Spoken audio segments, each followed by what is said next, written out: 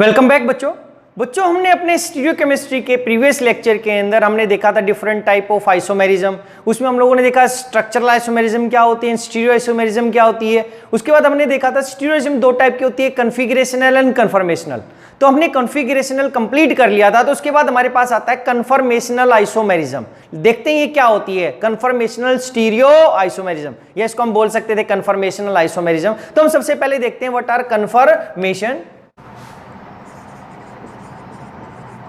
Conformations.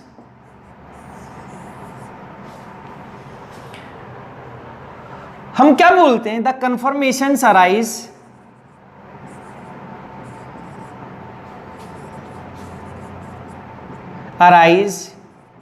Due to different spatial arrangement of atoms or groups of a molecule in three-dimensional space, and these conformations can be interconverted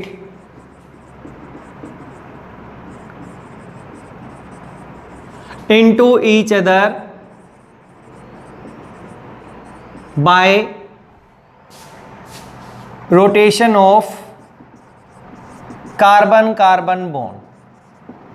कह रहे कि हमने जो different compound बनाया, हमने दो कंपाउंड बनाए जिसका मॉलिक्यूलर फॉर्मूला सेम था, लेकिन उनकी जो बॉन्ड की पोजीशन थी वो भी फिक्स थी, लेकिन एटम्स की पोजीशन चेंज हो गई, तो उनको हम बोल देंगे कन्फर्मेशन। लेकिन उस कन्फर्मेशन को क्या बोल दिया बच्चे हम लोगों ने, कि वो एक दूसरे में हम कन्वर्ट कर सकते हैं by carbon carbon single bond rotation. अगर मैं किसी भी बॉन्ड को रोटेट करूं तो वहां पे हम एक दूसरे को कन्वर्ट कर सकते हैं। यही डिफरेंस होता है कॉन्फ़िगरेशन में। कॉन्फ़िगरेशन में हम चेंज नहीं कर पाते, इसमें हम क्या कर सकते हैं, चेंज कर सकते हैं। या हम इसके अंदर बोल सकते हैं कि जो ये कॉन्फ़िगरेशन है, जो हमारी जो कन्फर्मेशनल होती है, क्यों अराइज हो गई, या हम इसी को दूसरी फॉर्म में बोलेंगे, it is the study of energy changes when या which occur in a molecule due to rotation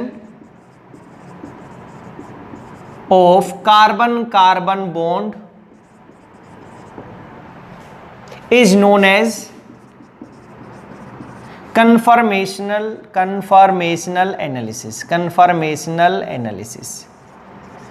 अब क्या बोल रहा है बच्चे, मॉलिक्यूल वही है, अगर हम उसके बॉन्ड को रोटेट करते हैं तो उससे हमें दूसरी स्ट्रक्चर दिखाई देगी, लेकिन उनकी एनर्जी सेम नहीं होगी। जब हम ऐसी स्टडी करते हैं तो उसको बोलते हैं कन्फर्मेशनल एनालिसिस। तो हमारे पास चार मॉलिक्यूल हैं। तो जो फर्स्ट मॉलिक्यूल है हमारे पास वो है कन्फर्मेशन ऑफ इथेन।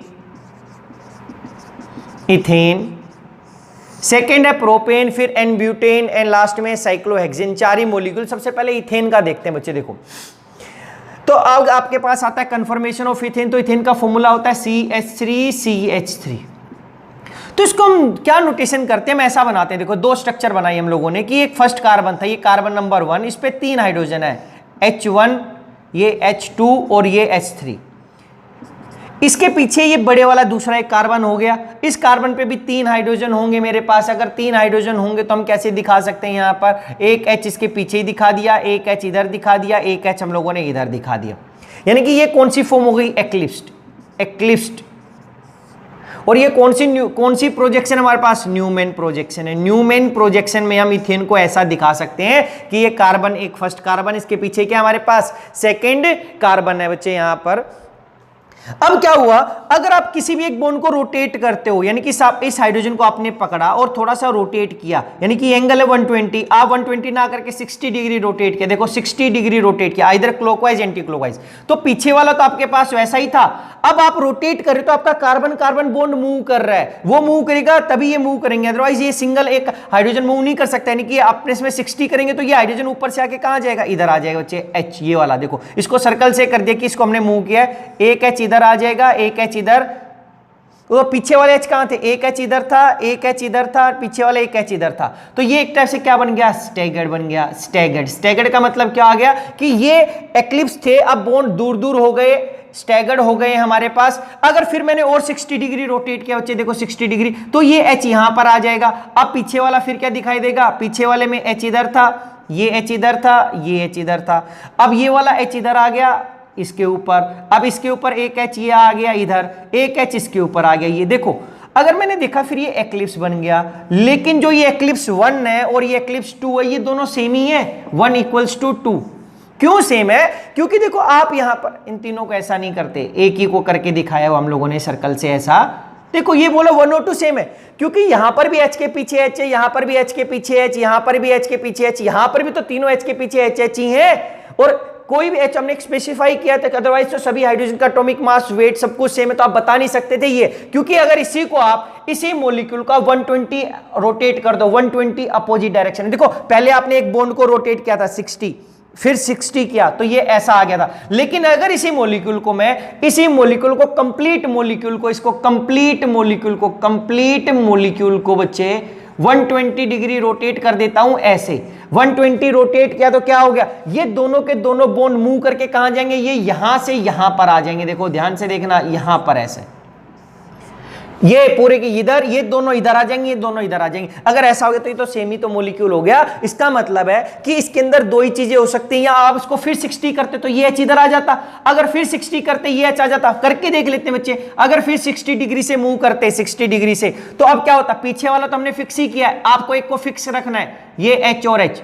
अगर आपने ऐसा किया तो ये एच कहां गया, नीचे इधर, ये एच इधर चला जाएगा, ये एच। अरे जो ये फोर्थ बनाया आपने, जो ये फोर्थ नोटेशन बनाई यहाँ पे 1 2, अगर इसको 1 लिखा, इसको 2 लिखा था, इसको 3 बोल देते हैं बच्चे। अब 3 तो 1 और 3 सेम थे, और इसको 4 बोला, तो अब देखो ये 2 और 4 भी तो सेम ही है। यहाँ पे एच के अपोजिट एच है, एच के आपको पता ही नहीं कौन सा एच कहां पर है, इसको भी 180 डिग्री रोटेट कर देते तो 180 नहीं, ये एंगल कितना है 120, इस मॉलिक्यूल को 120 रोटेट कर दो तो ये सेम ही बन जाएगा। इसका मतलब जो ये 2 और इक्वल्स टू क्या है 4 है, तो इसका मतलब यहां पर हमारे पास दो ही हो सकती हैं, या तो एच एच एक्लिप्स फॉर्म में होंगे, या यहां पर एच और एच आपस में कैसे होंगे, स्टैगर्ड फॉर्म के अंदर होंगे। स्टैगर्ड बनेगा, देखो पहले आपने स्टैगर्ड से स्टार्ट किया तो एक्लिप्स बना, फिर स्टैगर्ड बन गया, या आप एक्लिप्स से बनाते तो पहले एक्लिप्स स्टैगर्ड फिर एक्लिप्स। अरे पहले जो स्टार्टिंग वाली थी दूसरी चेंज होगी, फिर वो ओरिजिनल वही आ जाएगी। तो क्या हुआ, हम ऑलवेज बोलते बच्चे यहां पे हाइड्रोजन हाइड्रोजन एक दूसरे के पीछे हैं, पास पास है, यहां पे हाइड्रोजन थोड़ी और ज्यादा दूर हो गए, तो कहते कि जब ये एक्लिप्स फॉर्म में होता है तो इसकी पोटेंशियल एनर्जी हाई होती है, पोटेंशियल एनर्जी हाई। इसकी यहां पर पोटेंशियल एनर्जी का ही का मतलब होता है इसकी क्या होती है, हाई एनर्जी होती है, इसकी हायर एनर्जी स्टेट। ये होती है lower energy state, lower energy state.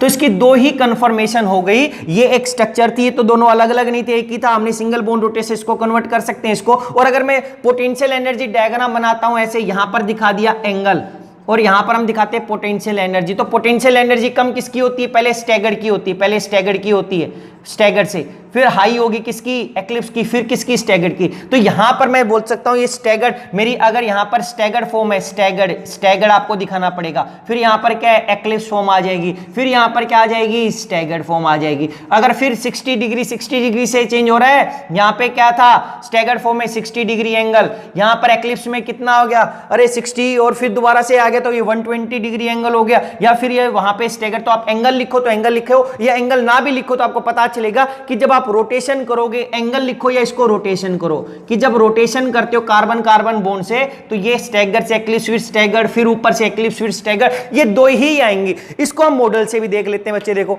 अगर हमारे पास ये था इथेन, देखो कार्बन पे 3 कार्बन पे 3, इसको हम ऐसे नहीं देख रहे, हम ऐसा देख रहे। न्यूमैन में हम ऐसा ही देखते थे, न्यूमैन में देखते थे इस बॉन्ड के कार्बन कार्बन के पैरेलल देखते थे। तो क्या हुआ, इसको मैंने ब्लैक से कर दिया कि आपको समझ जाओ कि इस एच को, ये तीनों ही एच चाहिए, भी तीनों एच पीछे वाले पे भी, तो इसको मैंने जानबूझ के ब्लैक से रिप्रेजेंट किया ताकि हमें इसकी पोजीशन पता चल जाए, अदरवाइज हमें पता ही नहीं चलेगा कौन सा वन है। देखो तो करिए हाइड्रोजन हाइड्रोजन पीछे, तो इनके बीच में थोड़ी सी इंटरेक्शन हो सकती है, उसकी वजह से इसकी पोटेंशियल एनर्जी आई, उसकी higher energy.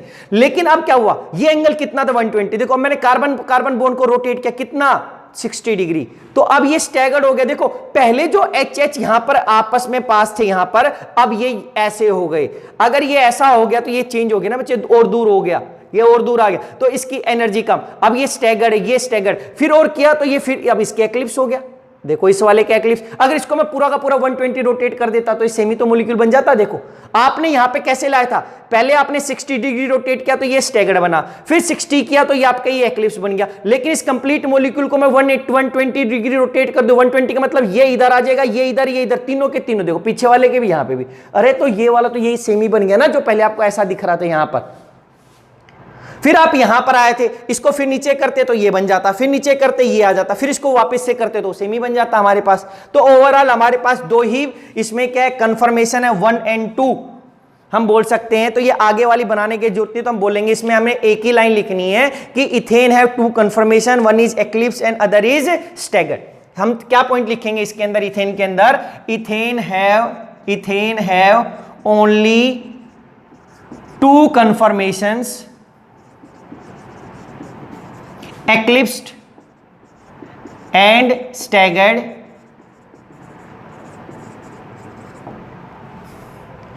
and due to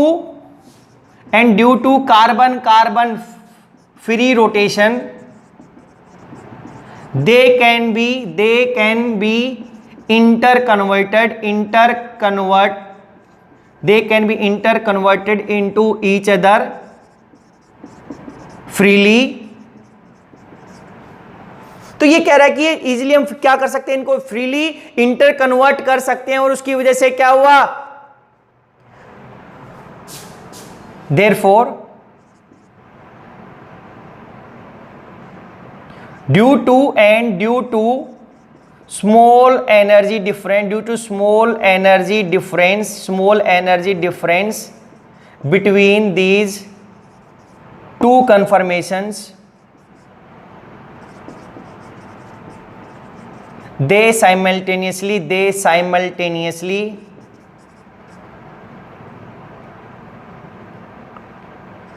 coexist।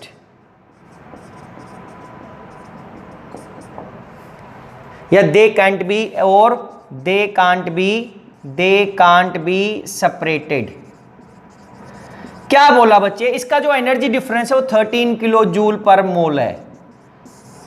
कह रहे कि एक को आपको दूसरे करने के लिए इतनी एनर्जी है, बहुत कम एनर्जी होती है, ज्यादा एनर्जी नहीं है, ये हमें रूम टेम्परेचर पे इजीली अवेलेबल हो जाती है। तो कह रहा है कि उसके मॉलिक्यूल के अंदर 2 ही हो सकता था, एक वो स्टैगर्ड फॉर्म में हो सकता था या एक्लिप्स में हो सकता था, और नॉर्मल रूम टेम्परेचर पे ये साइमल्टेनियसली कोएग्जिस्ट करता है। इतनी फास्ट रोटेशन चलती है, जब आप एक बार में देखते हो तो एक बार आपको एक्लिप्स दिखाई देता है, दूसरे पल आपको क्या दिखाई देता है, स्टैगर्ड दिखाई देता है। तो साइमल्टेनियसली एग्जिस्ट करता है, आप इन दोनों को अलग अलग सेपरेट नहीं कर सकते। लेकिन अब जब हम एक केस करेंगे साइक्लोहेक्सेन का, उसके अंदर आप अलग अलग सेपरेट कर सकते हो, उसका एनर्जी डिफरेंस बहुत ज्यादा होता है, वो एक दूसरे में कन्वर्ट नहीं हो सकती, लेकिन इजीली कन्वर्ट हो सकती हैं। तो 2 स्टेट था और आपको ये 2 बनाना है, केवल 2 ही बनाओगे, इन दोनों को बनाने की जरूरत नहीं है। अगर आपने बनाया तो लिखना पड़ेगा 1 और 3 सेम है, 2 और 4 सेम है। और ये पोटेंशियल एनर्जी ओब्लिक रोटेशन का एंगल, और ये पॉइंट हमने लिखना है यहां पर कि इंटर कन्वर्ट कर सकते हैं दोनों का, और दोनों का जो एनर्जी डिफरेंस है जो यहां पे वो कितना है, 13 किलो जूल पर मोल। तो यहां पर ये किसमें रहना फेवर करता है, ये मोलिक्यूल नॉर्मली जो मैक्सिमम टाइम आपको दिखाई देगा वो किसमें दिखाई देगा, स्टैगर्ड। तो because staggered is more stable, this confirmation, एक पॉइंट और लिखेंगे इसके अंदर, नेक्स्ट पॉइंट क्या लिख सकते हैं, बट यूजुअली एनर्जी डिफरेंस का में तो दोनों एग्जिस्ट करेंगे, लेकिन usually staggered conformation is more stable as it has less potential energy due to less repulsions between atoms।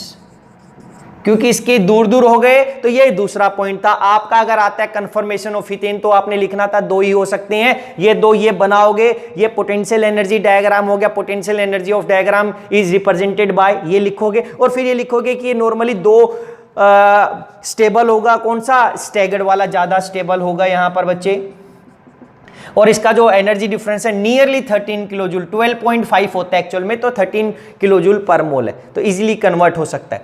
तो ये था हमारे पास कंफर्मेशन ऑफ, बच्चे हमारे पास सेकेंड है कंफर्मेशन ऑफ प्रोपेन।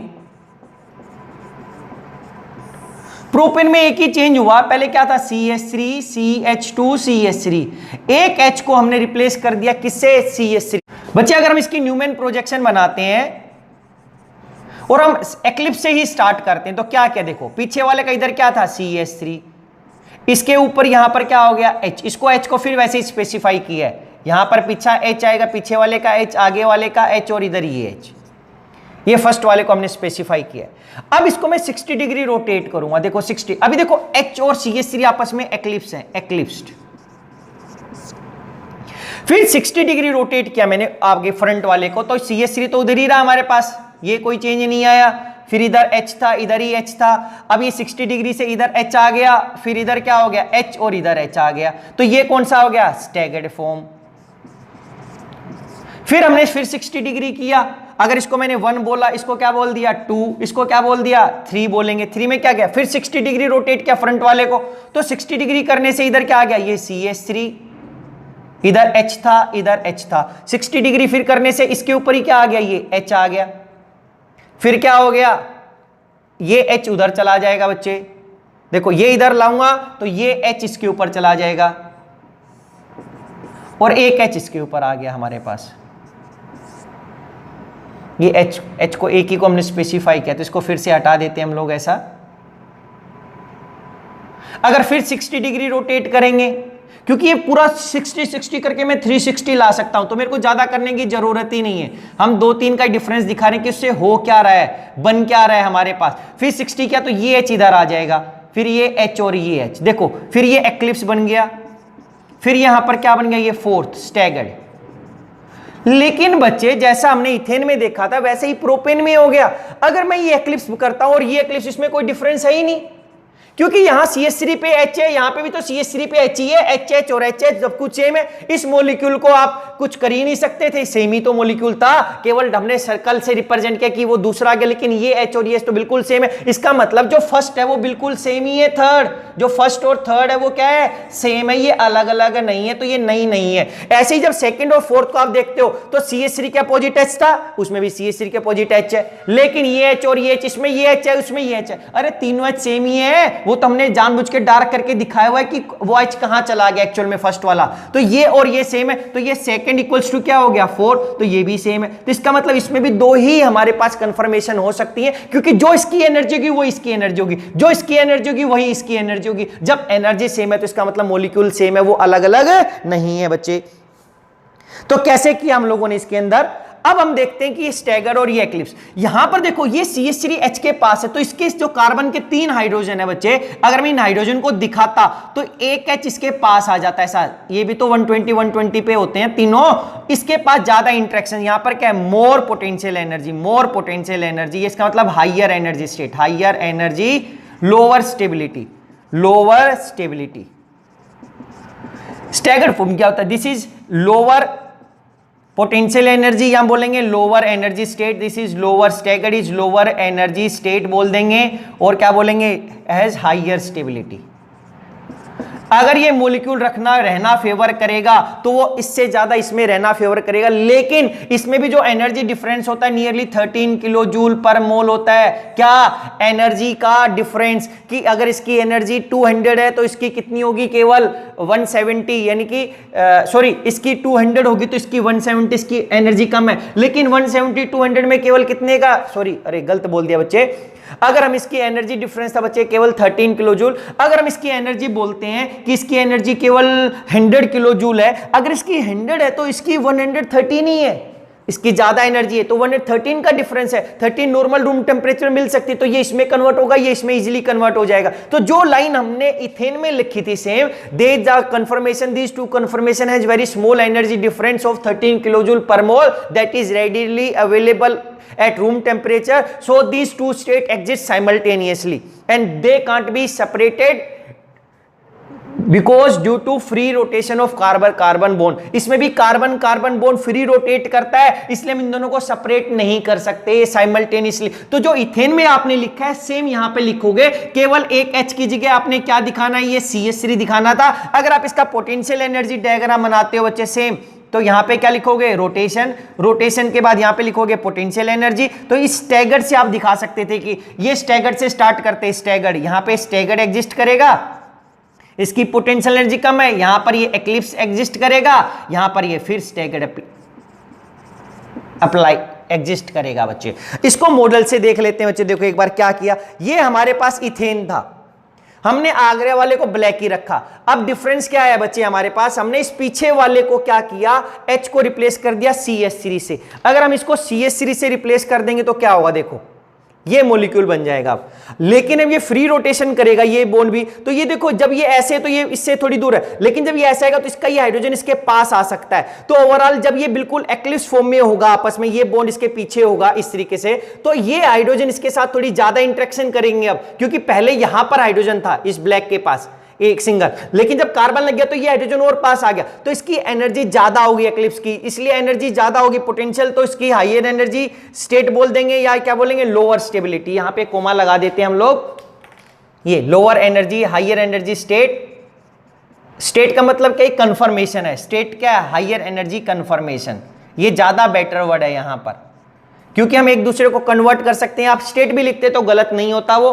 फिर क्या हो गया, अब लोअर स्टेबिलिटी, लेकिन जैसे ये 60 डिग्री रोटेट, देखो पहले ये डिफरेंस इतना था, ये छोटा सा इतना डिफरेंस है। अगर आप इसको मेजर करते, मान लेते कि ये आपने मार्कर से किया, तो मार्कर से ये व्हाइट जितनी लेंथ पे आ रहा है, जितना व्हाइट है ये देखो, ये व्हाइट की लेंथ जितना है। लेकिन अब क्या होगा, जैसे ही आप इसको 60 डिग्री रोटेट करोगे इसकी लेंथ चेंज हो जाएगी। देखो 60 डिग्री किया तो अब ये पूरा का पूरा ब्लैक को भी इसने क्या कर लिया, कवर कर लिया, तो डिस्टेंस इंक्रीज हो गया ना, रिपल्सन कम हो गई, रिपल्सन कम हो गई तो हमारे पास एनर्जी क्या हो जाएगी, डिक्रीज हो जाएगी। तो ये लोअर हायर स्टेबिलिटी या लोअर एनर्जी स्टेट बोला। फिर आप करोगे 60, तो ये फिर देखो ये दूसरे वाला इसके एक्लिप्स पोजीशन में आ गया। तो जब ये ब्लैक वाला था इधर, या आपने ये दूसरे वाला इधर रखा, तो इसमें कोई डिफरेंस ही नहीं है। एक एक्लिप्स ये, दूसरा कैसा है, स्टैगर्ड, ये भी तो स्टैगर्ड ही है, उसमें भी तो ये अभी इधर आ गया था। तो ये सारी की सारी दो एनर्जी, दो हमने लिखा था उसमें सेम ही चीज इसमें लिखनी है हम लोगों ने, दो पॉइंट कोई भी अलग नहीं करना है। ये डायग्राम बनाएंगे और लिखेंगे और बोलेंगे कि it usually exist in staggered form because it has higher stability, this is higher stability conformation. It usually favours staggered conformation as it has higher stability, it has higher stability।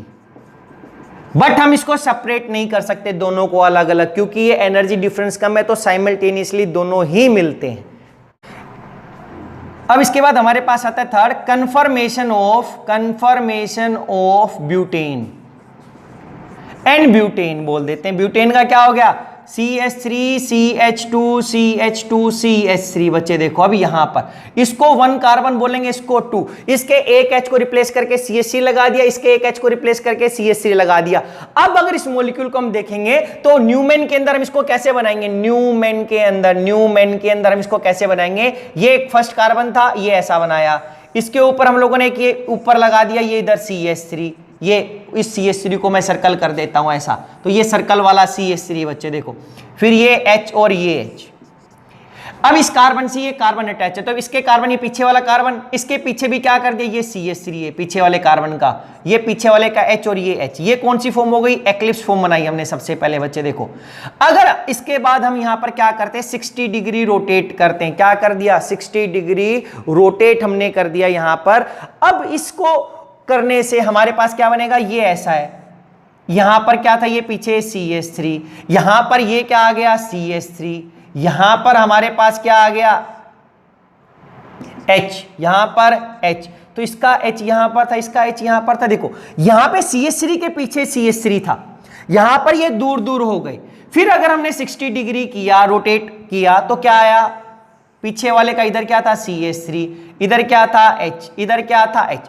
अब ये CH3 इसके ऊपर आ गया, H के ऊपर, देखो इधर क्या चला गया, H, इधर क्या चला गया, H। देखो बच्चे इसमें और इसमें डिफरेंस है, यहां पे CH3 के पीछे H है, यहां पे CH3 के पीछे CH3 था, तो यहां पर ये एक्लिप्स था, क्या था, ये एक्लिप्स। लेकिन यहां पर क्या था, ये इसको बोल देते हैं फुल्ली एक्लिप्स। फुल्ली का मतलब है कि सेम ग्रुप के पीछे सेम ग्रुप है, उसमें एक्लिप्स का मतलब होता है कि हमारे ग्रुप के पीछे तो ग्रुप है लेकिन वो सेम नहीं है, वो केवल एक्लिप्स है, ये केवल क्या है, फुल्ली एक्लिप्स।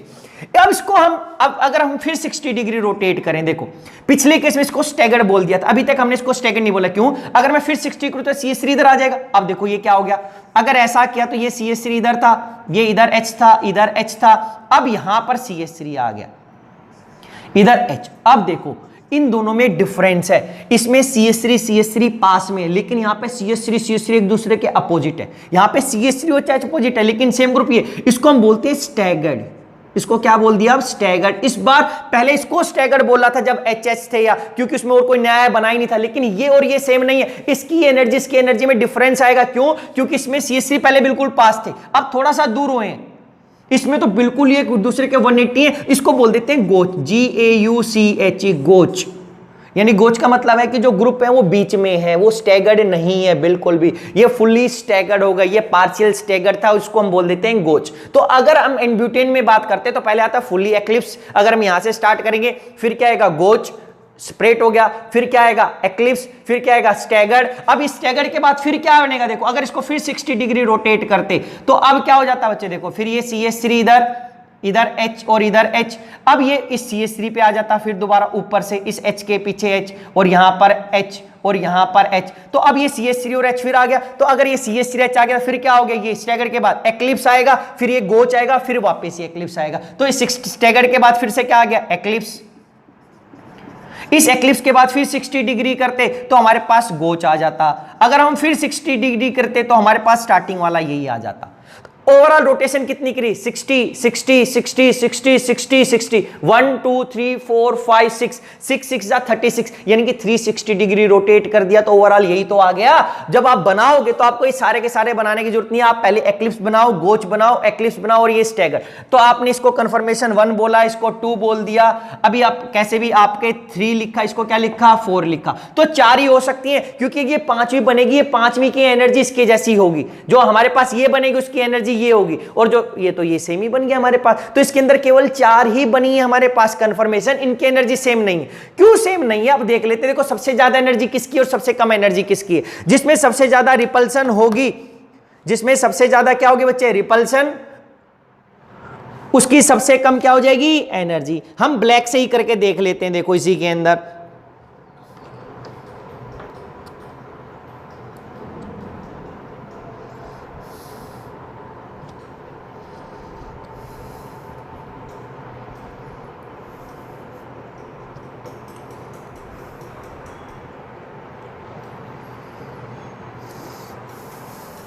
देखो इस मॉलिक्यूल को हम ऐसे रिप्रेजेंट करेंगे, कार्बन था, 2 हाइड्रोजन है। अब ये ब्लैक छोड़ दो, ये हाइड्रोजन ही है, अब कोई स्पेसिफाई करने की जरूरत नहीं है, तो हाइड्रोजन ही सारे के सारे। पीछे वाले कार्बन था, ये पीछे वाला जो सर्कल दिखा रखा है ये कार्बन है, पीछे वाले पे CS3 देखो। अब ये एक्लिप्स फॉर्म में ये और ये, अगर ऐसा हो गया तो ये फ्री रोटेट चलता ही रहेगा ऊपर वाला, कोई दिक्कत नहीं, ऐसे पीछे वाले में भी चलेगी। और ऐसा करते करते ये 2 हाइड्रोजन बिल्कुल एक दूसरे के पास आ गए। देखो इसकी डायरेक्शन पीछे की साइड गई हुई है, यहां पर पीछे वाले की आगे, तो ये बिल्कुल पास है, तो इनकी स्ट्रॉन्ग रिपल्सन है। यहां पर ज्यादा स्ट्रॉन्ग रिपल्सन है तो इसकी क्या होगी? Highest energy. यहां पर क्या होगी? Highest energy. हाईएस्ट एनर्जी क्यों? हाईएस्ट पोटेंशियल एनर्जी, या मैं बोलूंगा यहां पर हाईएस्ट, ऐसा हाईएस्ट पोटेंशियल एनर्जी, या बोल दूंगा हाईएस्ट एनर्जी कंफर्मेशन है। This is highest energy state और कंफर्मेशन। अगर ये सबसे ज्यादा हाईएस्ट एनर्जी कंफर्मेशन है तो इसकी क्या है? Lowest stability. It is lowest stability, इसकी स्टेबिलिटी सबसे कम है। फिर क्या हुआ? आपने 60 डिग्री रोटेट किया, 60 डिग्री में क्या किया आपने? इसको थोड़ा सा ऐसा किया। देखो अब ऐसा करने से इन दोनों का डिफरेंस इंक्रीज हो गया ना बच्चे, तो ये गोच फॉर्म हो गई। फिर 60 डिग्री रोटेट किया तो अब क्या हुआ? देखो ऐसा करने से इस CS3 के आगे ये H कंफर्म, तो डिस्टेंस तो इंक्रीज हो गया। अब इस H के आगे ये CS3, जैसे ये दोनों वैसे ये दोनों थे हमारे पास। अगर इसको एग्जैक्ट देखते इस तरीके से बच्चे यहां पर, तो ये फिर क्या होगी हमारे पास? ये वाली एक्लिप्स। क्योंकि अब जब ये यहां पर ऐसा था तो ये गोच फॉर्म थी कि ये जो CS3 था बच्चे इन दोनों के बीच में था। अब फिर हमने थोड़ा सा और इसको क्या कर दिया? रोटेट किया, तो ये दोनों बॉन्ड एक्लिप्स फॉर्म में आ गए। एक्लिप्स में ये कार्बन वाला और ये पीछे वाला हाइड्रोजन, तो ये एक्लिप्स। फिर जैसे ही ऐसे किया तो देखो सब कुछ अपोजिट हो गया कि ये बिल्कुल नीचे आ गया। अब किसी की इंटरेक्शन नहीं है मेरे पास, ये तो नीचे कैसे भी घूमता रहेगा हमारे पास। तो ये हाइड्रोजन की इंटरेक्शन नहीं, तो ये H और H ऐसा अपोजिट, ये CH3 वाला ऊपर, ये CH3 वाला नीचे, ये H इधर, ये H इधर, ये H इधर, वो H इधर, तो हमारे पास ये क्या बन गया, स्टैगर। स्टैगर के बाद हम फिर करते तो फिर हमारे पास ये गोच आ जाता, ये CH3 के साइड में इधर क्या आ जाता, H आ जाता, ये एक्लिप्स वाला आ जाता, और इधर H के पीछे H, CH3 के पीछे तो यही आ जाता, फिर क्या आ जाता, गोच। तो अब हमने देखा कि ये सबसे ज्यादा एनर्जी का है, उसके बाद किसकी कम एनर्जी होगी, उसके बाद एनर्जी कम इसकी होगी, फिर एनर्जी इसकी होगी, इसकी सेकंड नंबर पे एनर्जी नहीं होगी, इसकी थर्ड नंबर पे एनर्जी होगी। क्यों? क्योंकि ये स्टैगर्ड है, लेकिन यहां पर भी तो एक्लिप्स था ना, तो CH3 के पीछे क्या H। देखो अगर इसको हम बनाते एक टाइप से तो क्या किया था, इधर देखना बच्चे, जब हमने इसको बनाया था, इसको कैसे बनाया था, हमने ऐसा बनाया था।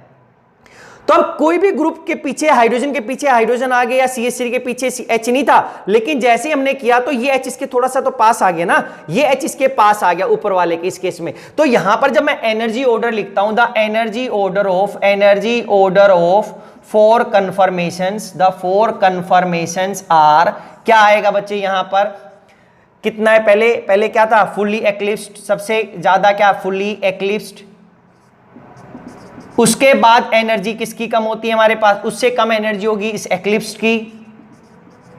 उसके बाद जो हमारी एनर्जी होगी किसकी होगी, गोच की। और उसके बाद जो एनर्जी होगी वो होगी हमारी स्टैगर्ड की।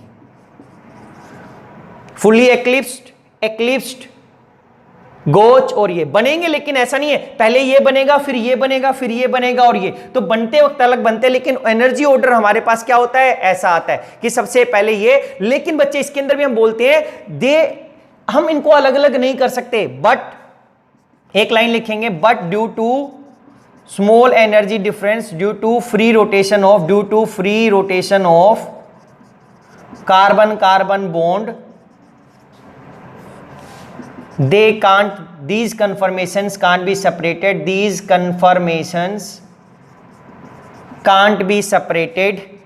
cannot be separated. So at any time N-butane generally consist of gauge and staggered conformations. तो नॉर्मली इसके अंदर ये एक्लिप्स वाली चारों हो सकती थी, लेकिन सेपरेट नहीं कर सकते। ये कितना 67%, यानी कि 70% स्टैगर्ड एग्जिस्ट करता है, 30% गोच एग्जिस्ट करता है। कह रहे कि यहां पे फ्री रोटेशन की वजह से जो इंटर कन्वर्जन है, देखो एक्लिप्स और ये वाला फटाफट नहीं है, वो कह रहे हैं ये जो हमारे पास गोच और ये इन दोनों में रहना फेवर करता है। क्यों? क्योंकि ये दोनों की दोनों कैसी है हमारे पास, गोच और स्टैगर्ड कैसी है, these are lower energy conformations. क्यों? क्योंकि इनके बीच में क्या है, less potential energy, less repulsion between atoms attached on carbon, या हम बोल लिखेंगे is therefore more higher stability. और स्टेबिलिटी ऑर्डर लिखता तो ये मैं अपोजिट कर देता बच्चे, ऐसा हम स्टेबिलिटी ऑर्डर करते कि इधर स्टैगर्ड, इधर गोच, इधर एक्लिप्स और इधर फुल्ली एक्लिप्स। तो हमने ये बनाना है कि अगर हमारे पास आ गया तो अगर हम इसका वो बनाएंगे पोटेंशियल एनर्जी डायग्राम, तो पोटेंशियल एनर्जी डायग्राम तो इधर क्या लिखेंगे, रोटेशन। फिर यहां पर हम क्या लिखेंगे, पोटेंशियल एनर्जी। और देखो जब पोटेंशियल एनर्जी बनाते हैं हम तो लोवेस्ट एनर्जी से बनाते हैं, और जब लोवेस्ट एनर्जी से बच्चे हम बनाते हैं तो लोवेस्ट एनर्जी किसकी है, सबसे पहले वो किसकी है, स्टैगर्ड की है। या आप एक्लिप्स से बनाते, किसी से भी बनाते हैं अगर हमारे पास, तो यहां पर हमारे पास क्या था, पोटेंशियल एनर्जी की बात की हम लोगों ने। तो पोटेंशियल एनर्जी बनाया, तो यहां पर अगर आप कहां से, स्टैगर्ड से बनाते, तो ये स्टैगर्ड था, स्टैगर्ड की सबसे कम हो गई, यहां पर स्टैगर्ड लिखा, स्टैगर्ड आपने लिख दिया बच्चे। स्टैगर्ड के बाद अगर आप अपोजिट चलते हो, स्टैगर्ड के बाद क्या होता है, एक्लिप्स होता है। एक्लिप्स की एनर्जी क्या होती है, ज्यादा होती है। ये पार्शियल एक्लिप्स था थोड़ा सा, तो स्टैगर्ड से ज्यादा एनर्जी किसकी होगी, ये स्टैगर्ड था, तो इससे ज्यादा किसकी होगी, ये एनर्जी होगी। ये कौन सी हो गया, एक्लिप्स हो गया, एक्लिप्स्ड हो गया। इस एक्लिप्स्ड के बाद क्या आता है, गोच। इस स्टैगर्ड से ज्यादा एनर्जी तो गोच की है। देखो स्टैगर्ड की एनर्जी सबसे कम थी, इसके बाद किसकी एनर्जी, गोच की। तो यहां पर हमारे पास गोच एग्जिस्ट करेगा, गोच, GAUCH, इसके हाइट पे यहां पर ऐसा। अब इस गोच के बाद क्या होता है, फुल्ली एक्लिप्स। फुल्ली एक्लिप्स की एनर्जी सबसे ज्यादा, तो यहां पर ये फुल्ली एक्लिप्स, यहां पर फुल्ली एक्लिप्स्ड, ECLIPSED, फुल्ली एक्लिप्स्ड। अब फुल्ली एक्लिप्स के बाद फिर क्या आएगा, ये गोच आएगा ऐसा, गोच के बाद फिर क्या आएगा, एक्लिप्स आएगा बच्चे, ये एक्लिप्स के बाद फिर ये स्टैगर्ड आएगा। तो ये इसका क्या है, रोटेशन लिखेंगे, और ये फिर गोच आ गया, और यहां पर फिर हम लोगों ने क्या लिख दिया, स्टैगर्ड लिख दिया, एक्लिप्स, क्योंकि ये इसी के अंदर 4 कंफर्मेशन देखो 1 2 3 4, या ये 1 2 3 4, इससे ज्यादा हमारे पास एग्जिस्ट ही नहीं कर सकता। तो ये आपको पोटेंशियल एनर्जी डायग्राम बनाना है अगर हमारे पास आ जाता है, और ये पॉइंट लिखने हैं, क्योंकि ड्यू टू फ्री रोटेशन इसकी भी जो एनर्जी डिफरेंस है ज्यादा नहीं होता हमारे पास, तो ये इस तरीके से एग्जिस्ट करेगा, ये पॉइंट लिखना था। And the energy of 4 conformations are this, so इसीलिए ये स्टैगर्ड और गोच में मिलता है। इस मॉलिक्यूल जब हम देखते हैं हमारे पास, ये गोच में या ये एक्लिप्स में मिलना फेवर नहीं करता है। तो ये था हमारे पास कन्फर्मेशन ऑफ एन ब्यूटेन, लिख देते हैं एन ब्यूटेन, सब्स्टिट्यूटेड होता तो आइसो हो जाता हमारे पास, तो यहां पर अब कुछ नहीं है, तो ये एन ब्यूटेन था। या फिर हम लिखेंगे द एनर्जी ऑर्डर था, या ये लिखेंगे हम stability order, stability order, stability order of N butane is, यहां पे फुल्ली एक्लिप्स्ड, यहां पर एक्लिप्स्ड, यहां पर गोच, और यहां पर क्या था, स्टैगर्ड। तो ये हमने लिखना है बच्चे। जब आप बनाओगे तो ये आप 1 2 3 4 ही बना सकते हो, उसके बाद अगर ऐसा लिखते तो लिखते एक्लिप्स, फिर गोच, और फिर ये वापस से फुल्ली एक्लिप्स। तो ये हमारे पास था कन्फर्मेशन ऑफ एन ब्यूटेन। अब इसके बाद हमारे पास आता है जो सबसे इंपॉर्टेंट है इनके अंदर बच्चे, वो आता है हमारे पास कन्फर्मेशन ऑफ साइक्लोहेक्सेन।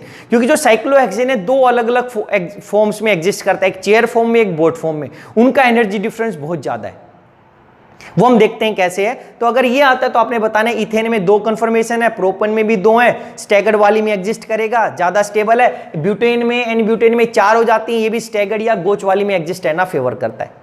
लेकिन हम सभी को इंडिपेंडेंटली सेपरेट नहीं कर सकते हैं due to free rotation of carbon carbon bond. अगर ये कार्बन कार्बन बॉन्ड रेस्ट्रिक्ट हो जाए फिर हम कर सकते हैं, यानी कि अगर इसी मॉलिक्यूल को मैं रो टेम्परेचर पे ले जाऊं -30 डिग्री पे, तब इन कन्फर्मेशन को हम सेपरेट कर सकते हैं, क्योंकि -30 पे कोई मॉलिक्यूल यहां फ्रीज हो जाएगा, कोई यहां, तो उस टाइम पे हम अलग अलग कर सकते हैं, उस टाइम बता सकते हैं एक्चुअली में कि कितने % कौन सा है। रूम टेम्परेचर पे तो ये 2 ही एग्जिस्ट करेंगे, क्योंकि जब हम टेम्परेचर लो करते तो उसकी जो रोटेशन का है, वाइब्रेशनल मोशन या रोटेशनल मोशन, उनको हम फ्रीज कर देते हैं, यानी कि अब ये फ्री रोटेशन फास्ट चल रही है वो उसको हम बंद कर देंगे। तो जिस टाइम पे बंद होगा तो जहां पे जैसा जैसा मॉलिक्यूल होगा सब कुछ फ्रीज हो जाएगा और उसको हम बता सकते हैं।